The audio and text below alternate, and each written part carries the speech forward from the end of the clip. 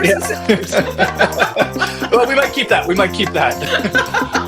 Okay. So I guess first off, it would be great to just hear kind of briefly about your background and what you do for brands. Yeah, no, thanks for asking. So, my background, interestingly enough, is I'm going to start from where I am and work my way back. I sort of identified a gap in the marketplace. Coming off of both a manufacturer and broker background, I realized when I was a manufacturer, I didn't know what the heck I was doing in managing the broker. I made lots of mistakes that I didn't know I made until I got to executive leadership at a national broker.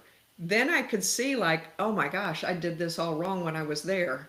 Coming off of that and starting my own consulting business, I started to really understand from both of those experiences that a lot of manufacturers were in that space and really confused by the broker side of the business. So that's one Mhm. element to my consulting business, but certainly the piece we're going to be talking about today. Cool. And how does the model work? Like, like the it's sort of overall broker effectiveness coach. Yes, so it is around broker effectiveness, and that can look a series of different ways. There is no one size fits all for what I do. So when someone says, "Hey, Julie, can I see your capabilities?" That is literally about a page or 2 pages long, because what I really do is tuck into where you are, exactly where you are in the process of either being represented by some type of a third party agent or deciding to set up your own direct model that you're going to, navigate. And sometimes that is someone coming off of the broker representation side of it and wanting to explore direct, or someone who's direct wanting to get to the broker space. But more commonly, it is someone who's just like, hey, we tried the broker thing, it didn't work.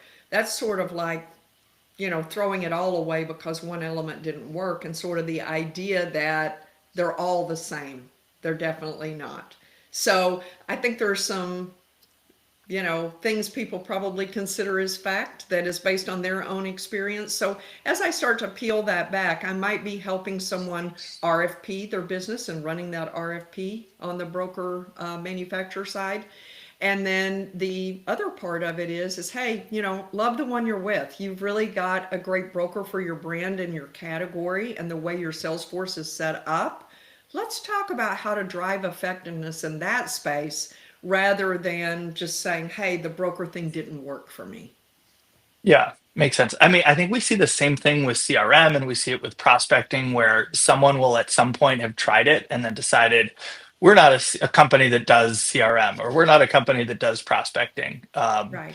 And usually you dig in a little bit and you can find, Mm-hmm. well, okay, this is why it was a bad experience and you can make a little change. So I love that narrative on the broker side too.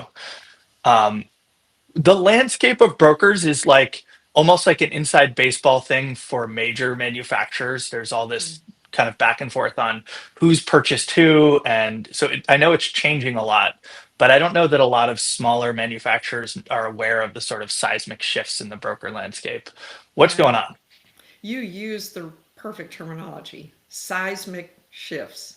This last 5 years has really been fraught with change. Some of that really folks knew for a long time. Five national brokers couldn't exist long term. So that came down to four, and now it's down to three. So there are really three types of brokers out there in the food service space. One is the most traditional, which is the national food service brokers.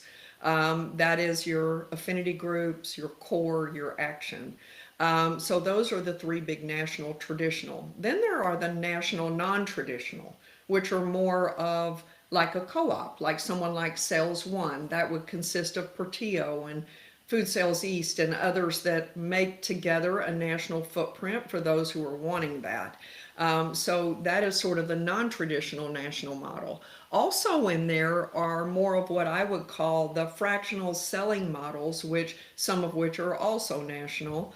Someone like a Rooted or a Green Nature Marketing that have a very limited sales force and only take certain lines, usually within the wheelhouse of what they're focused in on. And ideally, those models, any one of those models could work for just about any manufacturer, depending on the category and what you're really trying to get done. So, what's happened is the top of the broker portfolio in the traditional space has expanded because now there's three instead of five.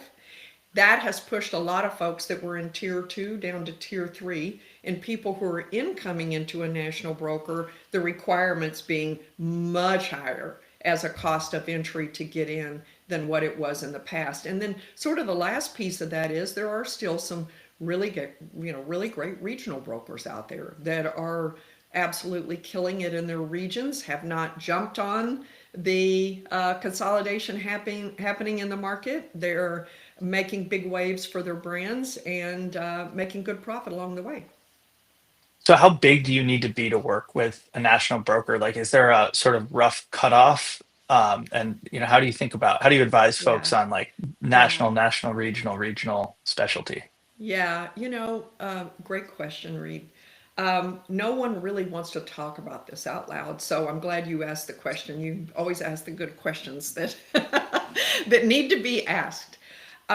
So back in the day when there were five nationals, it was pretty much standard that if you were paying up to $250,000 in commissions, you could attract the attention of a national broker. So now that that's consolidated, it's really, you know, almost double that to really have a runway to be able to get your brand in. And what a lot of people look at is they're like, oh my gosh, I'm only $500,000 in sales, or I'm only $1 million in sales. How am I ever going to get there? And that's where some of these more non-traditional models would come in that would, elevate your brand, and you'd be a much bigger fish in a smaller pond, rather than a small fish in a big pond. But the success factor is different for every manufacturer, and it's rare to see retainer type things work. Mhm. Most people end up disappointed at the end of that, both the broker and the manufacturer. Yeah. And the runway there is so short because someone who's paying a retainer needs to get a quick return. So, where I have seen it work is when there's a very well established runway for, hey, I just signed with the big three non commercial accounts.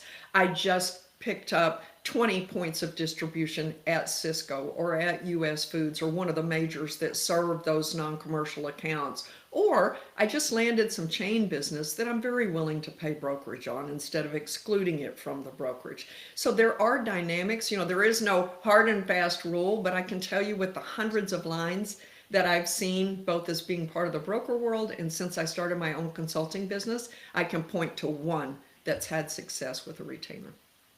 Yeah. So the stars need to sort of align where there's, I don't want to say no excuses, but there's sort of like really clear progress to execute on. You're not waiting for distribution. You're not waiting Yeah. Right. It's already for laid the out, the product. Yeah. runway's there, and you just need somebody to execute that plan. And even then, it's really got to fit with what that broker is already doing. A good example of that is if you are a breakfast hash brown and you go to a broker who doesn't absolutely own breakfast in their portfolio. They've got breakfast meats, they've got a great egg line, they've got biscuits, frozen biscuits or par Yeah. baked biscuits to be able to. If they don't really own the lines that are breakfast, your your hash brown will not make it in the bag because it's a workaround. So it's really important that when you step back and think, will a broker want this line? Absolutely, they will. And I have to say and make it really clear, like I'm a big proponent of the broker model, but my client is the manufacturer. So I'm Mhm. lined up behind making sure that that alignment with that broker is really seamless because guess what? When it is, everybody wins. I think that broker empathy piece is like if we could accomplish one thing, helping people understand how the broker's business actually works, like how they make money and how they spend their money. When Right. it comes to, so you mentioned this, there's sort of a commission model. If you're working with a national broker, it's Mm-hmm. 500K in commissions. Is it fair to sort of At assume least. that that's Yeah. like starting point? That means Is that sort of 5% of your business? So it means starting point, you're looking at a $10 million business in the territory that they're owning. Is that a fair rule of thumb? I mean, this industry is like there's not a lot of hard and fast, steadfast rules. Somebody might look at a line that pays a couple of hundred grand Yeah. and go, this fits so well into what we're doing. So everybody sort of wants to put rules around it, and there really are no hard and Yeah. fast rules. There are exceptions and situations where it just makes perfect sense to bring on a certain line. And I've seen this time and time again where it's like, wow, this is the missing link in the portfolio that we're out there presenting. Very easy to add this to the bag. But you bring up an important question about how brokers make their money. Nobody really asks that question, and it's an important one to address. Brokers work off of a cost to serve model. So if you think about at the high end of that, when it's the highest synergy, the perfectly matched up product line, it already fits with our major manufacturers that we have in the bag. In those situations, the cost to serve to add that extra item to the bag is very low. However, Mhm. if you're that same hash brown and you're having to go out and call on restaurants that are primarily serving breakfast as the primary meal, and you're having to think of what else is here that I could present while I'm in there, Yeah. that is a very high cost to serve. So Yeah. when you think about, let's just even say for a good mid-sized manufacturer that they're paying $1 million in brokerage, do you want to tick that down based on which model? Where are you going to get more runway? Over here, where you've got the other items that fit breakfast in the bag. Where is it going to cost that broker more to address your primary target? That's going to be over here. So to answer the second part of your question, it's not necessarily 5%. It might be 8.5 or 9% to get started, with the sliding scale moving down as the revenue moves up. The important thing is to build the partnership up front where the broker can make more every year, and that has to be based on selling more. But just because you go in at a really high percentage to get that brand off and running doesn't mean that you have to stay at that high percentage. But what I will Mhm. say, look, if you're out there paying 1% for brokerage because you've got this massively huge line, that's kind of what's happened in the industry, is that like these bigger manufacturers have just nudged that down. Well, the more you do that with your broker, the less coverage you're getting. And it's kind of like brokers don't want to come back and say, well, you might be like, hey, we're writing you a $4 million check every year for all of this, but number one, what are you really getting for it? And number two, what are you really asking us to do? You have to fund the work. So it has to be thought of in that way, where sometimes you might look at that as like, wow, that's a bargain. But again, on the low end, you're also funding the work. So what are you asking for in relation to what you're paying? And that's just an important thing to know as a manufacturer, as a dynamic behind the scenes. Is what really is the cost to serve my business, and what am I likely to get in return? It's rare that a broker is going to borrow money from another manufacturer to serve your line. Yeah. And I think there's also sort of this attitude of, well, I'm paying you this much, and this is a big percentage of my sales. What are you going to do for me? And that's Yeah. kind of the attitude, rather than saying, hey, if we were to partner, what would this partnership look like where it could be good for you and it could also be good for me? Hmm. Yeah, that makes sense. I've heard this number, whether it's 600 or $700 per stop, as like a part of the like, if you're a broker, it's to get a product in a bag and drive or fly somewhere, get a meeting, get in front of an operator, spend half a day or 30 minutes meeting with them. That's sort of like the cost. And then the way they make those numbers work is to split it across a number of different brands that are all sort of appropriate for that stop. Is that the right mindset and model for manufacturers to sort of be thinking about when they're talking to their broker. They're sort of like, are they able to fit into an existing stops that the broker's already covering, and or is there other math that these brokers are doing in their head? So this goes back to there's no one size fits all. So it's kind of BS. Um, but it's also there's an element of truth that runs through it. In today's world, with the technology that most of these brokers possess and with their CRMs, if they're not geo mapping, they should be, because the synergy of calling on a certain group of accounts that are in close Hmm. proximity to each other, that number looks so different for a major market than it looks for a smaller market. So there is sort of an element of BS there in the sense that there's, you might say like the major markets, it looks like this, the minor markets, it looks like this. And it really does depend on, is it a college and university campus? Is it a hospital where I actually have 5 points of sale and presentation across, a hospital? So there are all kinds of ways to bake the synergy in. The better brokers in the market space know this, and they're baking in those synergies. And they're also using a combination of, coming off of the pandemic, the sales call looks very different today than it did back Hmm. then. Yes, there's still face to face in person sales, but there is a lot of activity that can happen digitally and through email and text messages and even Instagram instant messaging.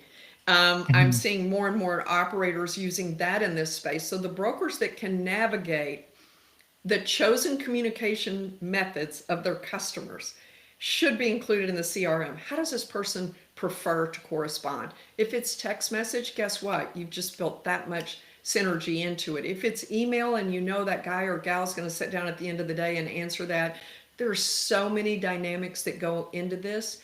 And the brokers that are winning in this space have those dynamics completely figured out, and they're executing against those and asking for and really demanding efficiency from their salespeople. Cool. Yeah, no, that makes sense. Great overview. Okay, so there's, I don't know, 800,000 operator decision makers. If you look at any one sort of national broker coverage, how many are getting hit by that broker? Any given national broker, how many operators are they really calling on? And are they calling on the street and the sort of small accounts, or are they just calling on the mid-size? How do you see what do you see that looking like? Yeah, so great question. And if I'm being super generous, um, I would say 30,000 operators, or how many they're hitting a year. With the size of the current sales force, the dynamics that are in place, that's a pretty generous number. There are brokers out there saying they're hitting 35. In my experience, I'm seeing with what they're doing in terms of just face to face operators, that would be a very generous number. So I think this does sort of go back to in how the dynamics of this work. It does sort of go back to the idea, depending on the portfolio that broker already has. And if you look at the top 10 in their portfolio, and you should be able to see who those are, know who those are, that is going to dictate which operators they're calling on. That's probably Mhm. going to include some commercial accounts, but the ones that are local leverage operators in their marketplace. So an LLO being someone who can drive distribution. If they say they want an item, the distributor is going to bring it in. So those local leverage operators in the commercial space, then those big contract feeders. I know of some national brokers who more than 40% of their customer list are non-commercial. That's because who they've got at the top of their portfolio have the major contract management contracts and GPO contracts, and they need the engine to drive all of those. Then you think about K-12, which is a segment in and of itself. Again, look at the top of the portfolio and you'll be able to see how much is managed there. Where chains are concerned is probably where I see the most diversity with going from broker to broker. Some really tout the fact that they have relationships tucked up under that top 100 really, really well, and some do. Others are looking at it like, hey, most of the companies that they represent really want us to focus on those accounts that are 100, 150 units or less. That would include some big super regional operator accounts and accounts that are emerging. If a manufacturer can jump on the emerging chain, then they can have a pretty solid footing in scaling in that emerging space as that chain scales. So almost everybody has a focus on regional and national chain to some degree, but the brokers who are really winning in the space are super tapped in on the ground floor of those emerging chains. That makes sense. Okay, so the biggest misconception I think I hear from brands, from manufacturers about brokers is that they can send them leads and they will go close those leads. Uh, can you help shed some light on what's happening? Because I know you've heard that from a lot of different folks. Why is that a misconception? It's a total misconception. And the background behind why it's a misconception is really the idea that most manufacturers have two go to market funnels. And funnel number one is their direct sales force, and funnel number two is their third party selling agency. Funnel number one is the big important accounts, the things where you need a direct salesperson who's a representative of that company to show up that day with their best game, right? This funnel over here happens to catch everything that doesn't get plugged into that first funnel. So that's the problem. And that's where lead gen and lead fulfillment really get lost in the shuffle. But here's why the broker is right to not want to mess with those. It's not in their glide path. They have their accounts, let's say the 30,000, that they're going to go after feverishly. They have influence there.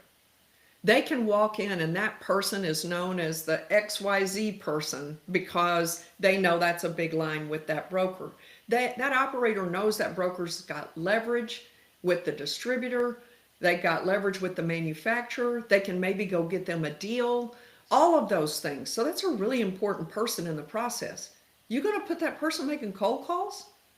Because if you're coming off of a show and you've got 250 leads, or you're doing a first bite activation and you're running a campaign, and 90% of what comes out of there is, going to be things that need to be followed up on, that's got to go into that direct funnel, or it's got to come into a third funnel, which would be a fractional selling model. But if it goes into the regular broker funnel, even if somehow, some way they figure out a way to manage that, it's going to be expensive. You want to talk about doubling that $600 average, and that's going to end up going straight to, straight off the top of what you're going to have to serve your business at that broker. It is very difficult. Brokers are not typically in the business, the national brokers anyway, of prospecting and pioneering lines. So they're not set up that way. They're set up for you to get on a plane, a 747 that's already in the air. And so, they fuel that thing up and they take off and they go, and you're going to jump on that plane that is already in the air. And that's why it's so important to make sure you get that match up right. But yeah, that's one of the biggest misconceptions is that, hey, brokers are going to follow up on all these leads. Oh, won't they be so happy to have all these potential new customers? Well, think if you were calling on those individually, how happy would you be? Super helpful. I'm trying to think if I know we're getting close to time, so I wanted Yep. to ask one other thing. I guess maybe there's two that are worth touching on, and then any other thing that I didn't ask about. So there's an increasing trend that I'll hear from manufacturers about building their own non-broker workforce, maybe walking away Mm-hmm. from a national broker Mm-hmm. relationship and hiring, especially in the larger account space, hiring 40 people to cover the country themselves. Right. Right. What do you think of that? What I think is every brand and every line is completely different. And just because it worked for somebody else in ice cream or in chicken doesn't mean it would work for you. So if that's the model you want to build, I would be honest with you about whether or not that model is going to serve your business or not. And if you Mhm. are adamant that you want to do it either way, whether you really feel like it's going to or not, then my job would be to help you find those friction points that you're going to be running into so that you can mitigate the risk and be ready for those things that are going to challenge you in a direct model. But direct is absolutely good for some folks, but not for others. And the litmus test is your line and what you're trying to do and where you're going with that. The litmus test is not how it worked for Tyson or how it works for Blue Bunny or whoever else might have gone direct in that space. So Mhm. it's a scary thing for most manufacturers to think about going direct. There is a whole back end of services that brokers don't really talk about that much because it's just a standard of what they do. And those things are some of the more difficult things to get covered when you sort of pull yourself away from the broker model and move into the direct model. Yeah, it makes sense. Um, okay, last thing. Oh, we have customers in common, folks that you've helped Yeah. create their sort of like their broker strategy and even help them with their go-to-market strategy. And a lot of them also use FirstBite as a data source, as a lead gen tool, as a Yep. CRM. How does FirstBite help manage brokers and vice versa? How does FirstBite help the sort of broker relationship? Is there anything you've observed about sort of how those two things can play well together?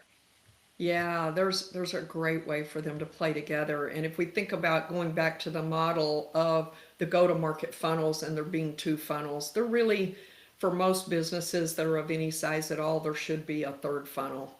And that's a fractional selling model where you want to grab, the best data out there and the best information out there and the best leads out there and run them through that model. So, Reed, I think that's something you all do very, very well. I'd be hard pressed to say anybody's doing it exactly like your team is doing it, but also just the efficacy of what is going in really dictates what comes out. And so that's where, you have the model set up, and I'm seeing it work with some of my clients, but it means that you've got to have a fractional closer on the back end to really come in and make sure that you're able to close those sales without bogging down either of the other two funnels.